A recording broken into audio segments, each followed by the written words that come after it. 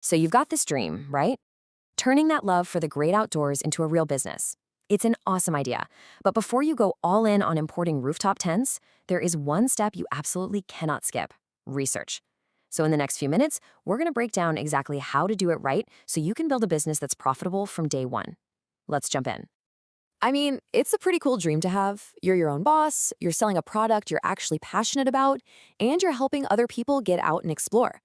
But how do you take that vision and turn it into a reality that, actually makes money? Well, it all starts with a solid plan. And this is the classic mistake. It's so easy to get caught up in the excitement. You place a huge order and then reality hits. Maybe the tent isn't what your local market wants, or even worse, all these hidden costs pop up and just destroy your profit margins. It's a really common and a very, very expensive mistake to make. But here's the good news. You can dodge all of that. We're about to walk through a step-by-step plan that will help you make smart, data-driven decisions every step of the way, from picking the perfect product all the way to calculating your final profit. Okay, first things first, it all begins with the product. Before you even think about factories or shipping containers, you have to know what makes a rooftop tent a winner. So let's dive into the 4 big principles for choosing products that people will actually want to buy. And let's be super clear here. This has nothing to do with what you think looks cool. This is all about solving a real problem for campers. You've got to get out there and actually talk to people. Ask them what drives them crazy. Is it the setup time? Is the tent too heavy? Do they wish they had more room for their kids? That feedback, that is pure gold. Now this is where you can find a gold mine. In a lot of places, rooftop tents are still kind of new. So if you see a ton of interest online, people watching YouTube videos, asking questions in forums, but you can't just walk into a local store and buy one, that is your gap in the market.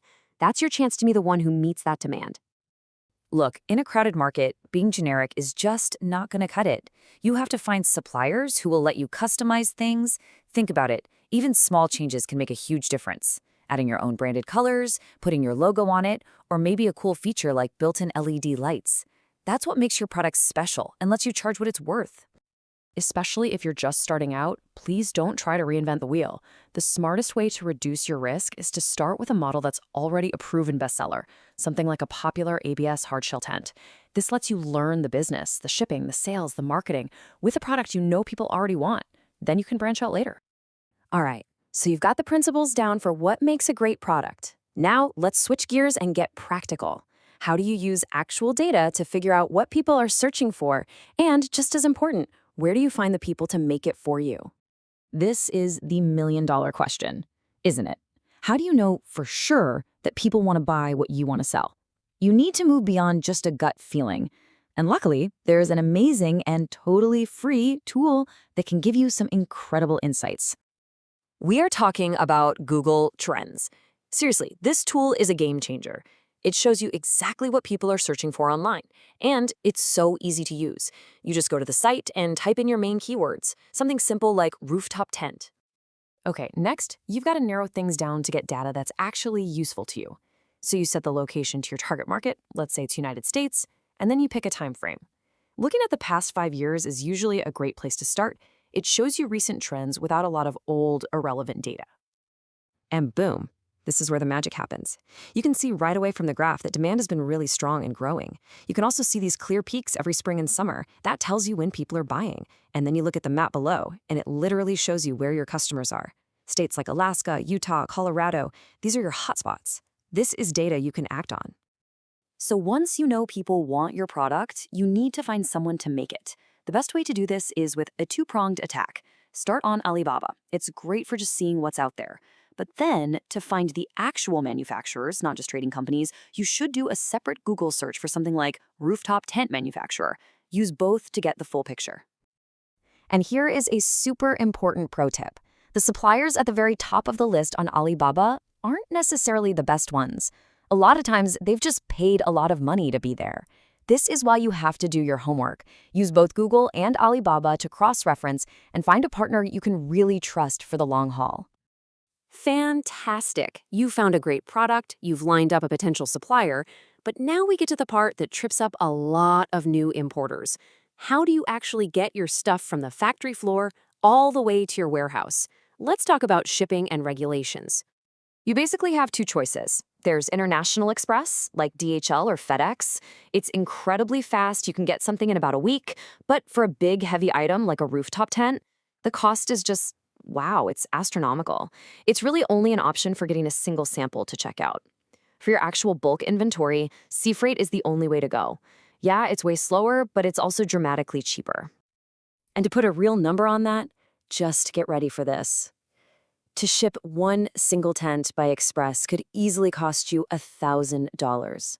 1,000. The shipping could literally cost more than the tent itself. That's just not a business model that works. Now look at that. By just being a little patient and planning ahead, using sea freight can save you over 70% on your shipping. This one decision is one of the biggest factors that will determine if your business is profitable or not. You've just got to plan for the slower shipping time. And before you ship anything, you've got to do your compliance homework. Do the materials meet the safety standards in your country? If you're selling on Amazon, do they need special test reports? And a really big one, is the design you're importing protected by a patent?